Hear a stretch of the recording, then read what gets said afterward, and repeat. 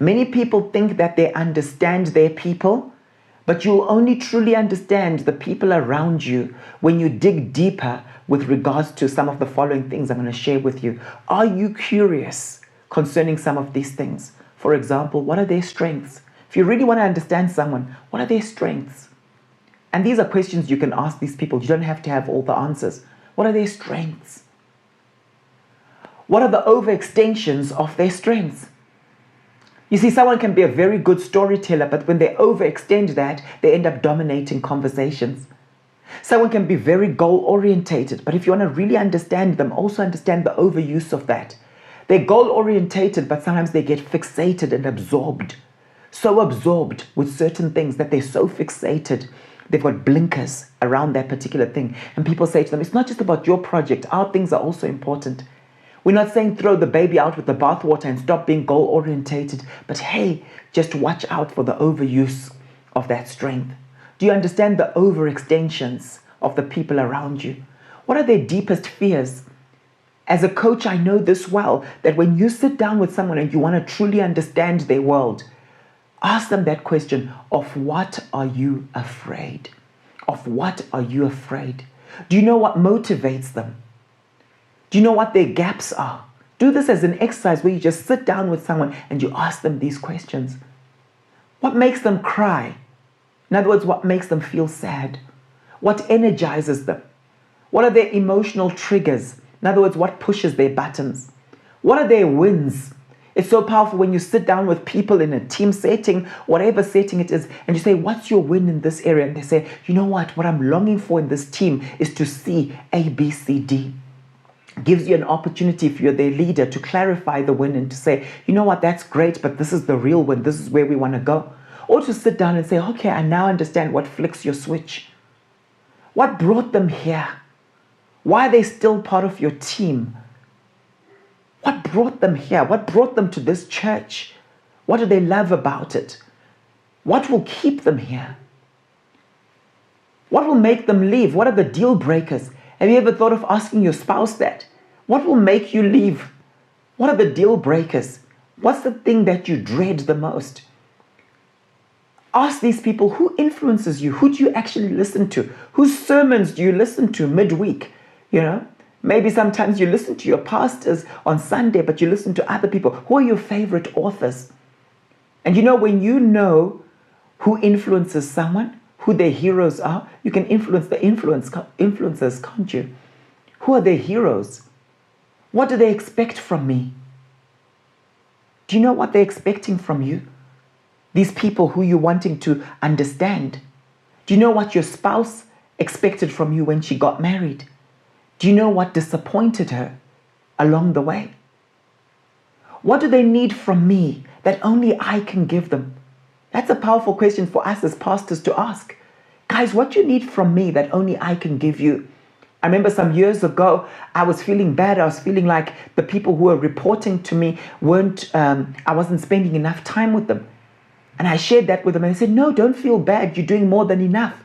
It's important to find out what people expect from you. And that only happens when you're socially aware. Otherwise, you can be barking up the wrong street.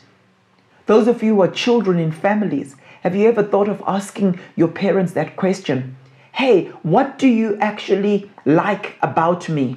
When do you enjoy my company? What can I do differently to make it easier for you to parent me? Think of asking your parents that question. Great leaders understand the norms of their followers. And it's only when we are socially aware can we truly minister deeply to someone. Only when we're socially aware can we truly adapt to the people around us.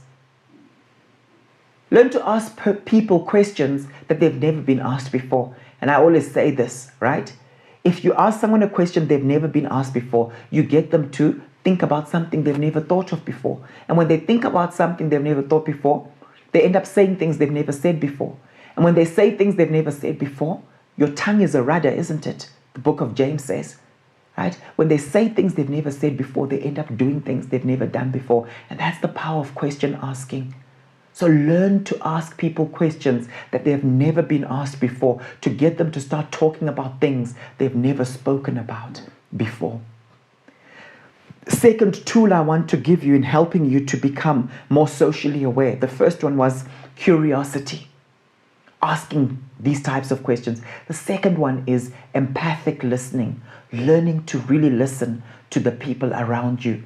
So you first have to be observing and deeply curious, and that's why you observe, then you ask them questions, then you listen, then you listen.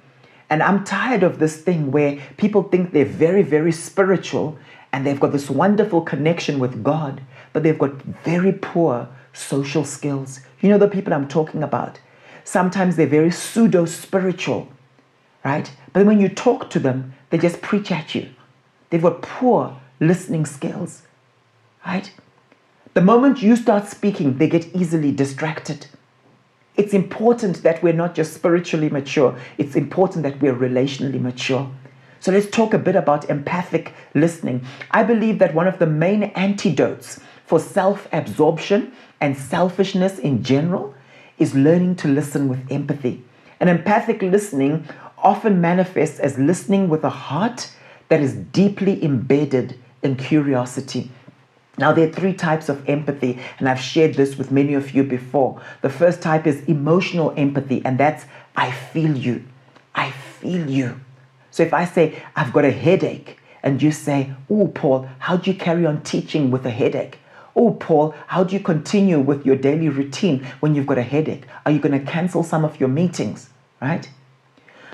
The next type of empathy is cognitive empathy, and cognitive empathy is I get you. I follow your logic. I see where you're coming from. And often what it looks like is active listening. Active listening. So as you're speaking to me, I'm like, wow, sure. Oh, that's interesting. Oh, yes, I'm following your logic. I know why you would do such a thing. Oh, that must be so frustrating for you. Can you see it's not the same as feeling into, just in terms of the emotional aspect. Right? It's now the cognitive aspect. I'm following you mentally, not just emotionally. And if I ask you who's your best friend, you'll say it's so-and-so. And I say, why is he your best friend? And you say, I'm not stressed out when I'm around them. I don't have to pretend because he gets me. He gets me. And the third type of empathy is empathic concern. Empathic concern. And empathic concern is I'm here for you. Imagine you there in your workplace and someone comes to you and says, my child is sick. I need to go and see my child, right? Empathic concern is where you say, don't worry, we'll cover for you. It's very practical. We will cover for you. You can go and sort out your child. And very often, people need all three. I still remember doing a particular seminar some years ago for a particular pharmaceutical, and I did actually have a migraine. And 3 different people showed me the 3 types of empathy simultaneously at the same time. They showed me the 3 different types of empathy. Very often people need all 3. Some years ago, my wife was not feeling well, and she said to me, my love, I'm not feeling well. And I said, don't worry, I've got things covered. I'll sort out the kids, I'll make a plan for dinner, I'll do A, B, C, D. That was empathic concern. I'm here for you. But later on that evening, she said to me, I don't know if you really understand how I'm feeling. It's like there's this thing sitting on my head, and she went into detail describing how she was actually feeling. Of course, I got defensive. And I'm like, of course, I understand how you're feeling. That's why I've been doing this and this and this. And I was starting to feel unappreciated. But because I understood that there are 3 different types of empathy, I was able to say to her, you know what's actually happening? I've been showing you empathic concern. I'm here for you. But what you need right now in this moment is emotional empathy. I feel you. I feel you. When someone shares something with you, show them that emotional empathy. That's the first thing to do. Hey, I feel you. You see, in the workplace, if you say to an individual, it's fine, I'll cover for you. Go and sort out your child. Go and look after your child. That's great. That's empathic concern. But when they come back to work 2 days later and no one asks a follow-through question, how's your child now feeling? They feel a bit confused. And they won't necessarily give you feedback because they're grateful that you covered for them, empathic concern. But they're confused. They're like, is there no emotional empathy? Is no one going to ask me a follow-through question? And they just keep quiet, feeling detached from you. So it's important to demonstrate all 3 types of empathy.